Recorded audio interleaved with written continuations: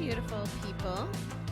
Welcome to episode 16 of 321 No Kiddin. Bobbie the Awesome here, ready to go through the fabulous step 2 with everybody today, as it is February and we haven't done our step meeting yet.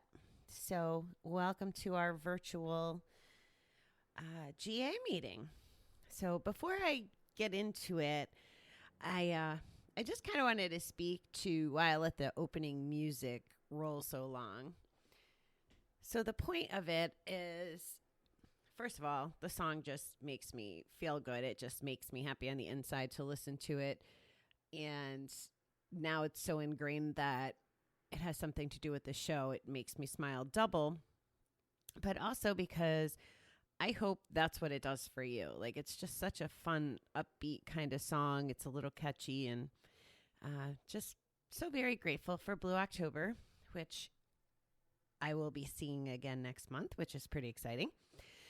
So anyway, so today we got step 2, and normally I would read out of one of the Writing the Steps book or the Reading the Steps book, and we're going to do a couple questions out of there.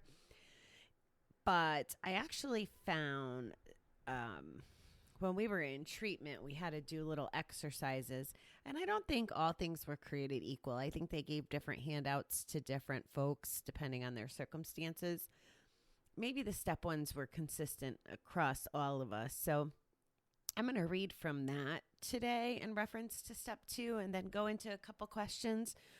But before I get into step 2 and how it relates to my gambling, I also found what is called the proactive 12 steps. And I think I've mentioned before that I believe, the step work can kind of be done for just about anybody, because everybody has something in life probably that they can apply it to.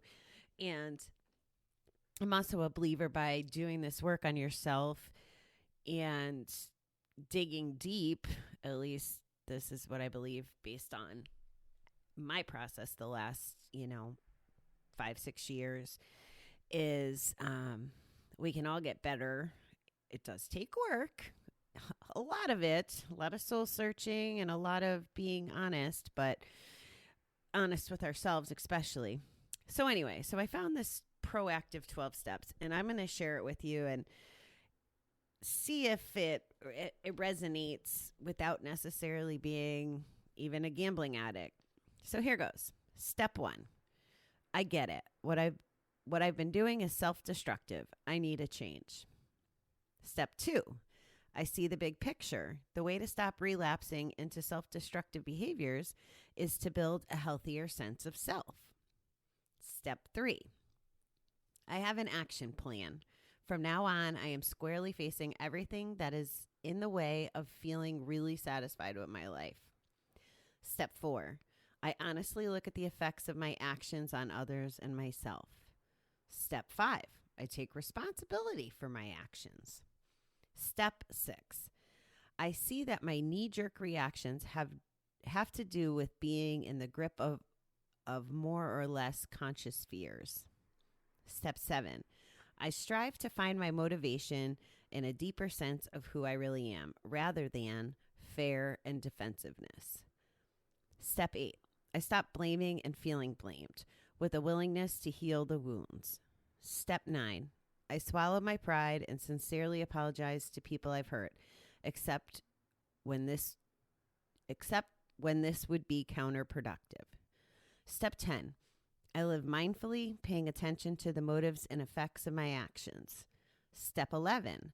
I stay in touch with a broader sense of who I really am and a deeper sense of what I really want. And step 12. A growing sense of wholeness and contentment motivates me to keep at it and to share this process with others who are struggling. So when I read step 2, you'll understand why I wanted to kind of put those proactive 12 steps out there.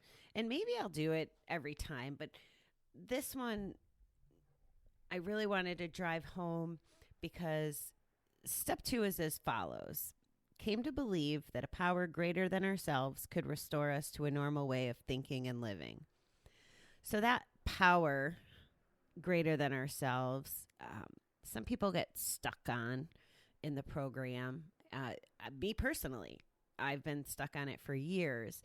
We do the serenity prayer a lot of times in the beginning and the end of meetings, both, either or, and it always starts with God. And we've actually had some conversation about, is it because that's the way the prayer is written, or is that because who the group chooses as their higher power? And I think we settled that it's because the way the prayer was written and how the group, individuals in the group define their higher power is going to be different from person to person. And I believe that's absolutely fine. I still won't say the G word when they do that. I let someone else kick us off. Or if I get called on, I say universe. So that wasn't the way it was written, but that's what works for me. And for me, I feel like until I actually figure out my God stuff, I don't want to be a hypocrite. It's just one of my quirky little weird things, but that's the way I feel about it. So I definitely feel more in touch with having faith in general, but my faith is kind of more that the universe, I don't want to say is in control, but that might be the way I feel. But I believe that everything's going to happen for a reason. I believe that I can definitely take action to help in that way. If I wasn't continually learning or moving forward, I don't think the plan will happen as it would versus me just being on a couch all day or something. I don't even know that I'm capable of doing that. But anyway, that's kind of my belief system. Is there is definitely something, a power greater than me, and it impacts my daily life, my recovery, my future, my past. I'm actually reading the book Supernatural from Joe Dispenza, and I'm very early on, and I can't speak to it intelligently yet, but there's some conversation in how the past, present, and future are kind of reconciled or all the same thing. I don't know. It's a little overwhelming, so I won't speak wrong about it. But I definitely believe more in those kinds of things than necessarily organized religion. Note that also doesn't mean that I hold any judgment for religion or church or any of that. And actually, why I go to church is part of my step work, the traditional steps, not the ones I just read to you. So here is what the literature said on the worksheet that I got from treatment. So again, step 2. Came to believe that a power greater than ourselves could restore us to a normal way of thinking and living. Now that you have worked on admitting your powerlessness in your step 1 work, it is only reasonable to begin to work on making changes in your life and a way of living. Step 2 asks us to be open-minded and look for some help in making those changes.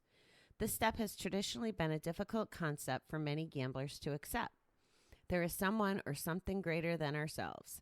Step 2 tells us that someone or something is there to assist you in moving back to a normal way of thinking and living. It tells you that you cannot do it by yourself. Willpower alone is not a solution to your problems. If willpower were enough, you would not be where you are today with your gambling. The changes you need to make will begin to come about in the remaining steps of Gamblers Anonymous. These changes will allow you to become that person you want to be: kind, generous, honest, and humble. These changes will allow you to regain the values you lost while gambling and to begin to develop new ones. This can be an overwhelming task to take on. However, this is where it is important that you begin to realize you don't have to do this alone. This is what step 2 is asking you to do. Believe that someone or something else will help you. Some people are able to identify a higher power at this point. It is not necessary to identify or fully understand your higher power, only to accept that you have a power greater than yourself. Your higher power may be someone or something such as a sponsor or another member of a fellowship early in your recovery. As you proceed through your step work, you will begin to develop a higher power to be.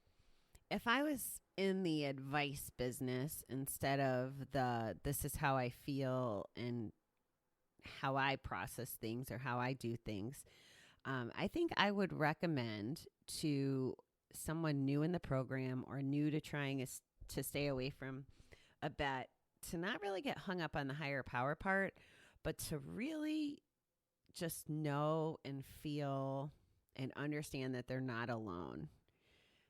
Whether it's through the universe, like I believe, or GA people, or a treatment center, or clubs, or people, like-minded people. And I say that, now that I have my alcohol-free tribe, I'm not alone, no matter what. And this is aside from, friends and family. There's a lot of community out there. So that is hopefully a key takeaway if I was to give advice.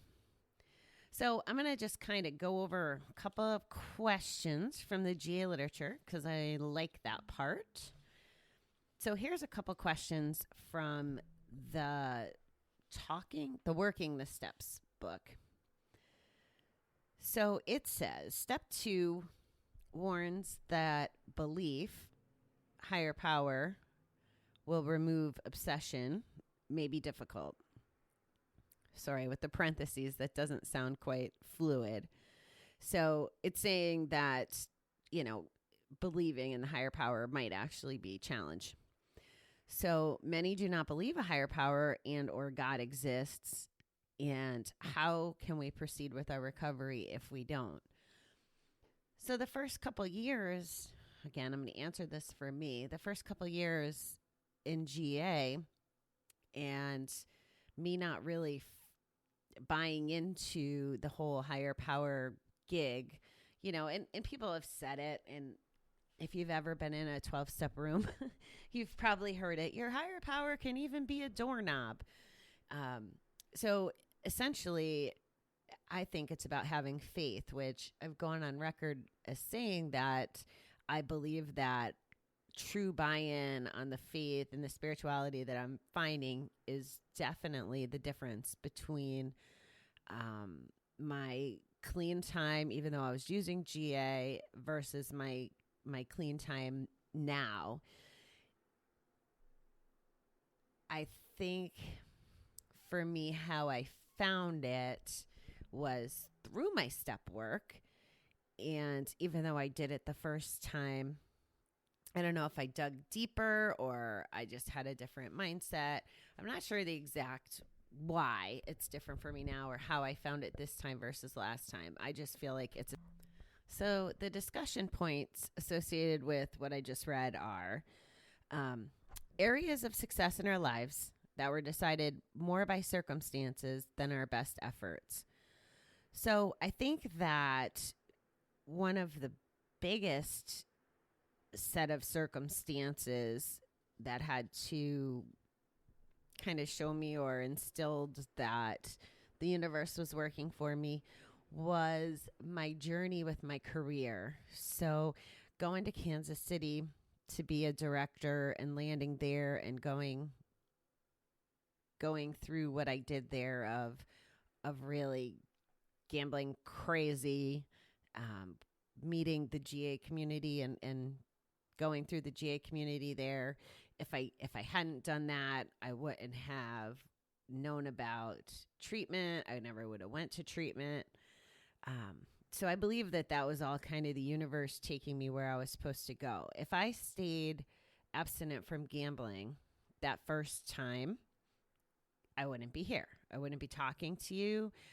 I wouldn't feel compelled. I mean, maybe I would have. Maybe this is where I was supposed to land, but I don't think I'd be as equipped as I feel like I am today after going to treatment and having the exposure to the center and everything. So then the other part of it, and I think I talked about this in the transparency episode, was, if the universe wanted me to end up back in New York, and that's what was supposed to happen when I was, applying for this job back on the East Coast, and just kind of relinquishing that, it didn't have anything to do with my ability to do the job. I knew I was capable of doing the job. Same thing as when I moved to Kansas. So I think that's where my efforts didn't necessarily make a difference. I still had to do actionable things. Sure, I still had to apply. I still had to take the test. I still had to make those decisions to move. But really, it wasn't about my qualifications, in my opinion. It was the universe wanted me to be in Kansas when I was in Kansas, and it wanted me to be here now that I'm here.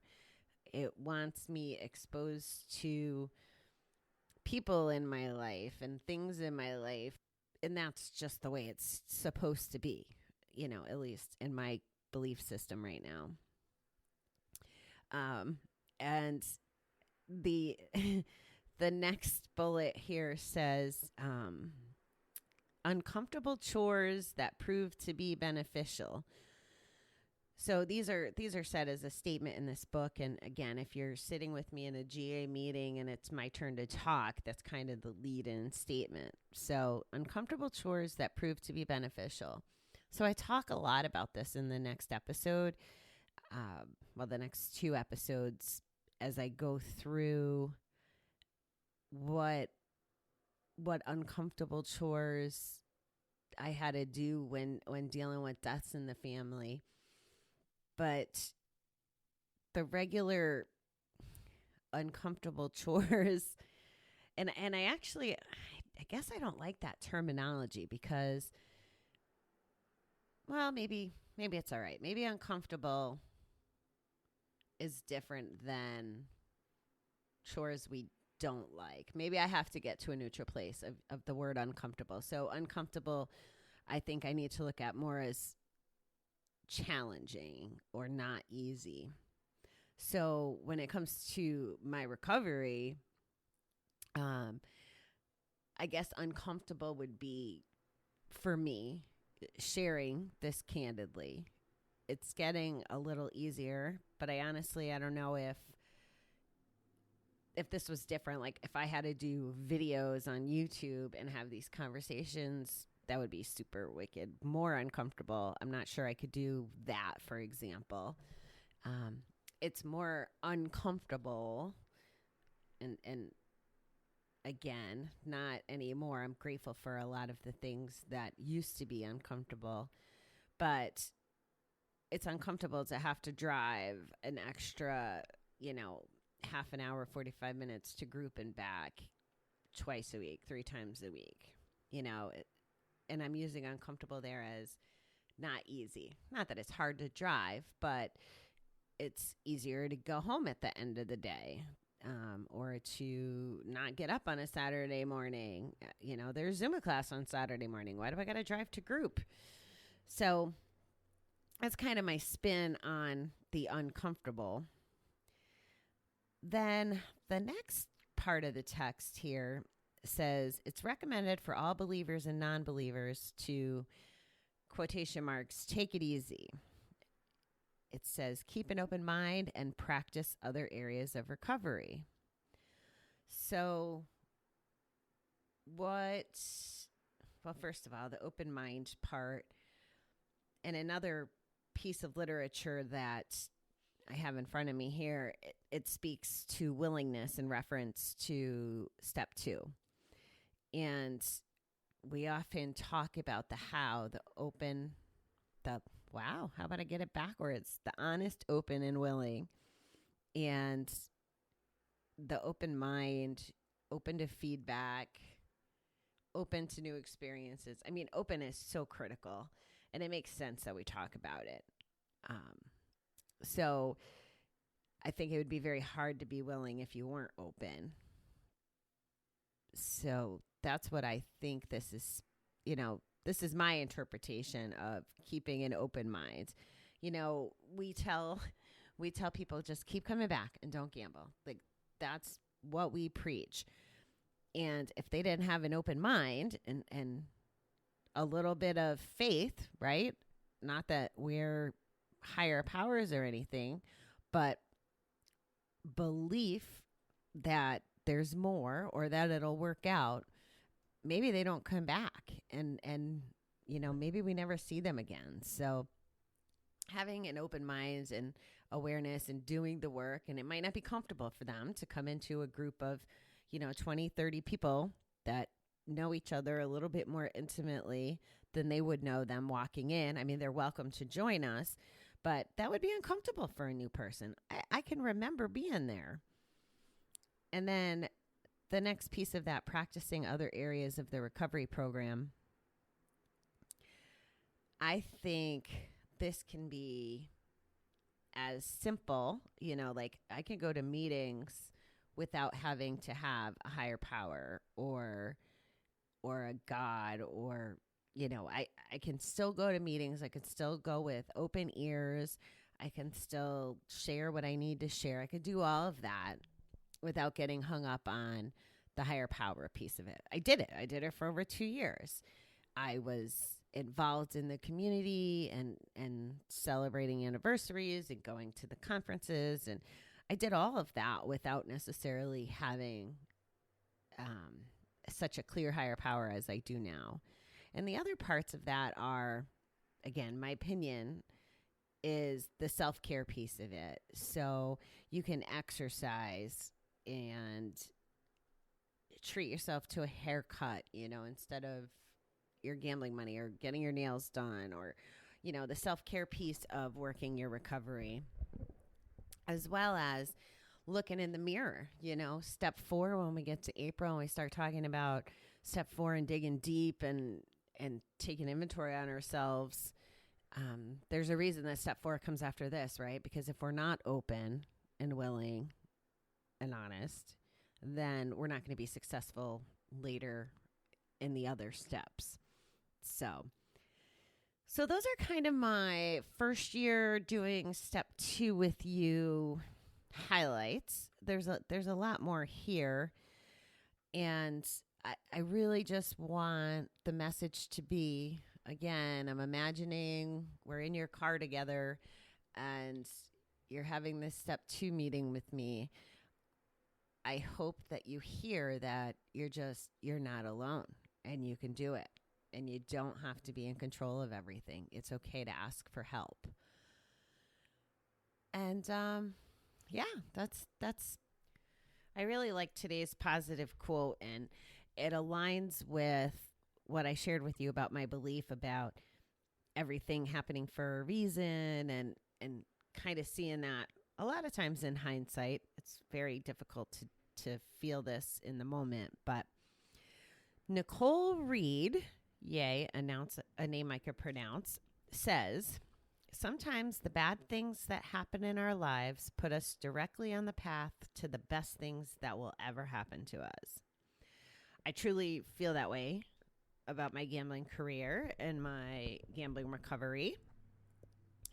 And I hope that the folks that are struggling out there can hopefully see that in their lives as well. So before I go, I just kind of want to say one more thing, or ask for a little help, maybe. If you get a moment to leave a review or rate 321 No Kidding, I would greatly appreciate it. Every little bit helps.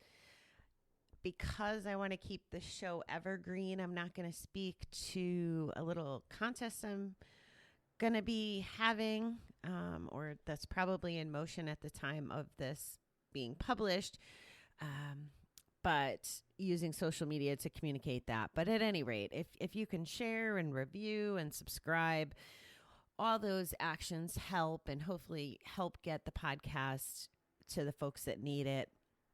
I can see some of the stats surrounding the show, and it's interesting to me that the number one downloaded episode is the 20 questions, the ones that help, maybe give clarity on whether or not we have a gambling problem. So that kind of tells me there's a need. So in order to get to the folks who may have the need for the show or recovery or whatever, the options, just knowing the options, doing things like subscribing and reviewing help me.